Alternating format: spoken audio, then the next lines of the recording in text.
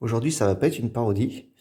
Je vais vous faire écouter les analyses de Chrysalide, les super analyses de Chrysalide, parce que dans sa dernière vidéo, Le bon grain est livré, partie 4, à 9 minutes 11, monsieur nous parle du tragique accident qui a eu lieu à Soissons, de la femme enceinte qui s'est fait dévorer par des chiens.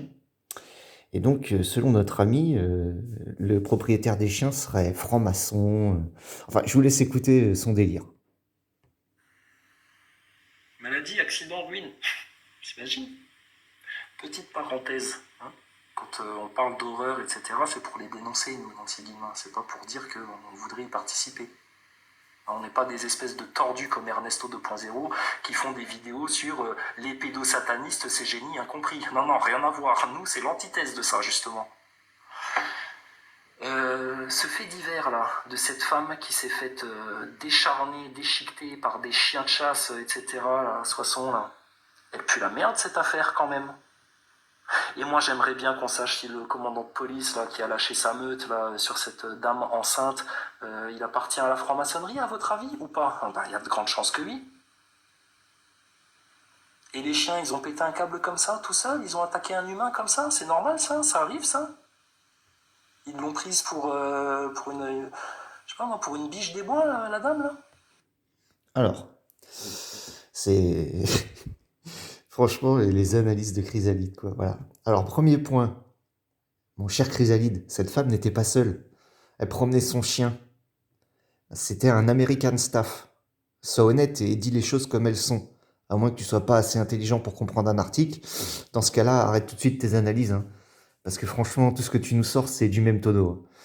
Donc le deuxième point, le propriétaire de la meute, il n'a pas lâché ses chiens sur la femme. Ces chiens, ils faisaient une chasse à courre. C'est totalement différent. Troisième point, oui, les chiens, ils ont pété un plomb. Ça arrive. Mais c'est pas normal. Si tu connaissais un tant soit peu la psychologie canine, tu saurais que lorsqu'un chien de chasse, il traque un gibier, il est en mode prédateur. Alors en plus, il n'y avait pas qu'un seul chien. Ils étaient plusieurs. Et tu sais, l'effet de groupe, il opère aussi chez les animaux, hein. Plusieurs chiens en mode prédateur qui tombent sur un chien seul, promené par une femme enceinte, bah, il y a des chances que ça dégénère. Et oui, c'est pour ça qu'on interdit aux gens de se promener pendant les chasses à courre, tu vois. Alors dire que le propriétaire, il pourrait être franc-maçon, c'est vraiment malhonnête. C'est malhonnête. Il y est pour rien, le mec.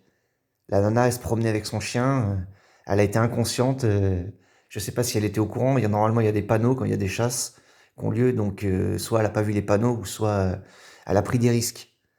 Donc c'est tragique ce qui lui est arrivé, c'est sûr. Mais arrête de dire que c'était... parce que si on t'écoute, toi c'était un... le propriétaire de la meute, il a fait un rituel satanique avec ses chiens en les lâchant sur la bonne femme.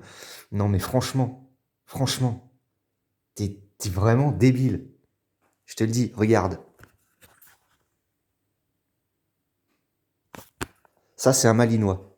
C'est un chien de garde, de défense. Tu vois? S'il y a quelqu'un qui essaye de rentrer chez moi quand je suis pas là, le chien il le bouffe. Ok? Alors imagine, ça arrive. Ça voudrait dire quoi? Que moi je suis un franc-maçon satanique? Que j'ai voulu faire un rituel? Tu fais pitié. Tu fais pitié. Et les gens qui écoutaient Chrysalide, franchement, mais vous vérifiez rien, vous avalez tout ce qu'il vous dit sans aller vérifier, sans chercher à comprendre, mais franchement.